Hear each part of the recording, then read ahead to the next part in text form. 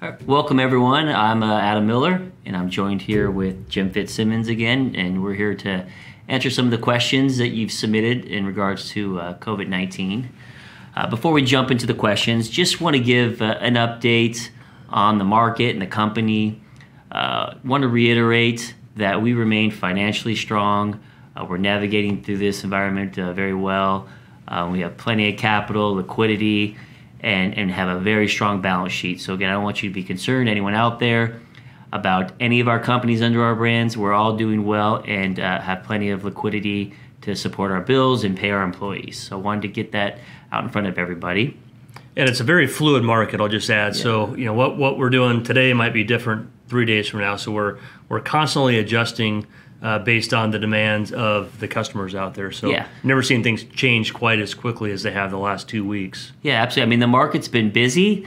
In some areas, it's busier than others, and that changes on the fly. And so we have our pricing team, our sales team, our accounts team working hand in hand to ensure we're nimble and we're making changes as necessary to ensure that we have loads to keep our drivers productive. And hey, again, we appreciate how much work our drivers and our mechanics and our office employees are doing to keep the America moving right now, to keep the economy moving. So we can't say that enough. So I want to make sure we hit that before we jumped into the questions. So maybe we'll start. Jim, do you want to hit the first one? Hit some of these questions, and again, we'll post all the questions, but we want to try to hit some of just the high level questions we thought would be relevant to hit on the video. So here's one from Timothy S. If we have to quarantine, will we have to surrender the truck, or will the 4 days of not being used be waived? And so I'm assuming it's probably in some sort of dedicated type scenario where there's a 4-day rule around giving a truck up. Here's what I tell you. It's going to be case by case. And so if the truck is needed, then we'll have to get you out of that truck. We'll get the truck desanitized and reuse that truck. Right now, it would depend.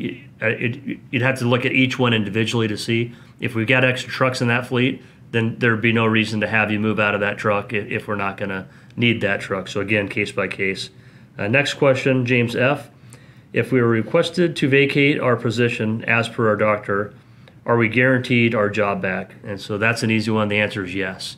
And so if you're on a dedicated type position, express, whatever it might be, if we've got to get somebody in there to fill your role, once you get back and you're healthy again, we'll get you back into that role. Same thing would be on the office side, mechanics, and anyone for that matter. If you're forced to go home and quarantine, we'll fill your spot as needed, but it's your spot when you come back.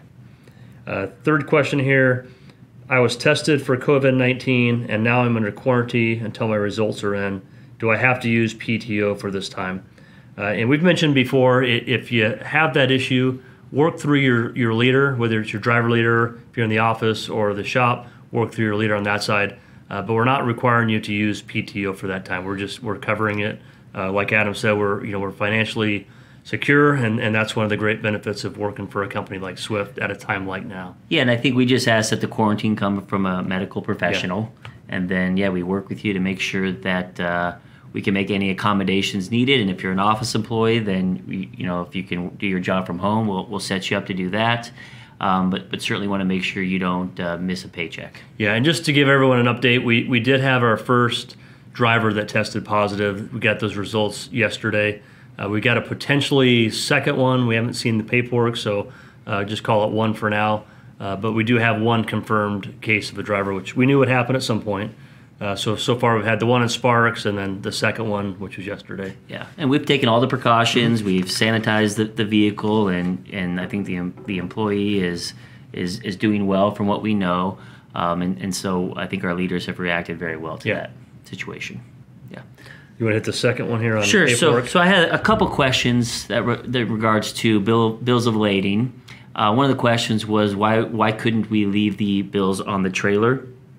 And so there's a few things that could be an issue with that. For one, the security of the load. A lot of our trailers are dropped in yards or even at some of our Swift yards that aren't secured. And so anyone who's looking to do something illegal in terms of stealing freight could have the ability to see what's on those trailers based on the paperwork. And so we think it's best that we still turn that paperwork in the office.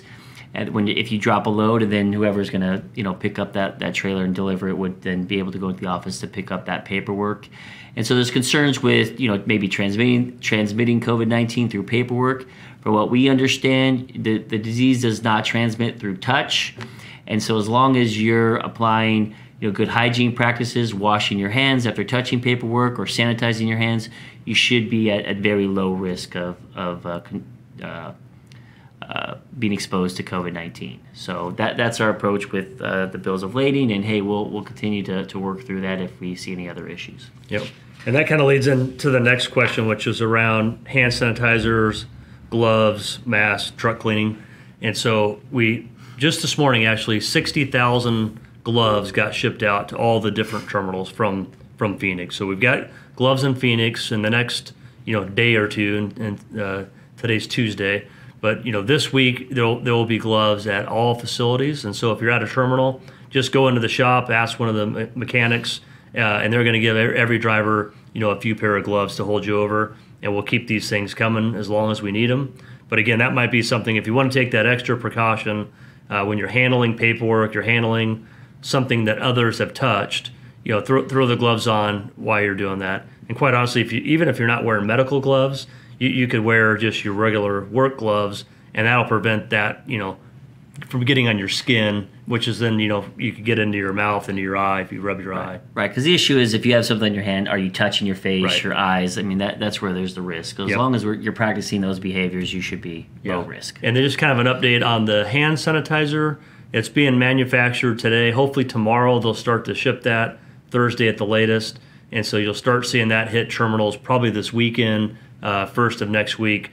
And we're going to be sending that to every single Knight, Swift, bar none, Abilene terminal. So regardless of where you're at, you could just hit any terminal by the first of next week, and we'll have that at those terminals. So that'll be great. Masks, we've ordered 10,000 masks, and so those are coming. It's just been very hard. Keep in mind the medical community is the first to get these type of products. The good thing is they're getting caught up, and now it's getting a little bit easier for us to get our hands on them. And so we're going to continue to get these as we can. And again, if you want a mask, you could take one. Not everyone's going to want one, and that's fine too. It's just one extra precaution. I saw a good article where it said the mask might not keep you from getting the coronavirus because it's not necessarily airborne, but it would keep you from touching your nose or your mouth. It's just kind of a reminder if you're out in public, of being aware of that. All right, you want to hit the next one? Yeah, sure. We got another questions around the provisions that are at our terminals, and the question was whether those are for all of our drivers or just a specific group. And I just want to reiterate, they're for all of our drivers, anyone who has needs. We ask that if you have a need, take what you need, but if you don't, I think leave it for the others that would have a need. We want to make these provisions last as long as possible, so just be mindful of that, and hey, we just want to make sure that those that are going to be over the road and may struggle to find some of these goods will have them available. Yeah, definitely. Yep. And one more thing on that is we've finally been able to order a whole load of toilet paper, and so next week that'll get delivered, and then we'll get that distributed out. We'll probably do it the same way. We'll send it out to a lot of terminals because I know that's one product that's in high demand and very, very difficult to find. And so, again, when it comes to these provisions, we're trying to get items that you might not be able to find by just walking in the store like normal. And so that's kind of been the goal here, is to just keep our drivers from having to bounce from store to store to store. And so that toilet paper will be a big relief. Oh, that's a big deal. Yep. And then lastly, there was a question on 401k on the last call, or the last video we did, and so I wanted to hit on that. The CARES Act was finalized, I believe, on Friday of last week, and so there is provisions in there around some hardship distributions related to COVID-19, and so I think there's going to be some flexibility to allow employees to withdraw, I think, up to $100,000 penalty-free from the 401k. There's some modifications that we will need to do on our company 401k plan to allow for that flexibility. So our plan is to make those modifications this week, and then you can reach out to Principal, who's the record keeper, who could help you with that withdrawal if you need it, in terms of whether you qualify and how that would work. So think that's good news for those that would need to pull some funds from a hardship standpoint. And so we're going to make that work and be available next week. Right. Well, I think that's all the questions. Again, we'll post these, but just want to take a quick minute and just thank everyone for the hard work that our drivers, our mechanics, our office staff, everyone's doing, and just encourage everyone to just stay fluid. This thing's going to keep changing, and we got to adapt with it and just keep working as one big team to get through this. But I'm very confident we will get through it. It's going to make us all stronger and better, and probably more tight as the Swift family, the Knight family, the Barna and Abilene. I feel like there's been a lot of work between all four companies, and really the goal here is how do we do the best thing for our drivers. And so hearing a lot of neat stories, and it's tough times, I know that, but hey, we'll get through it.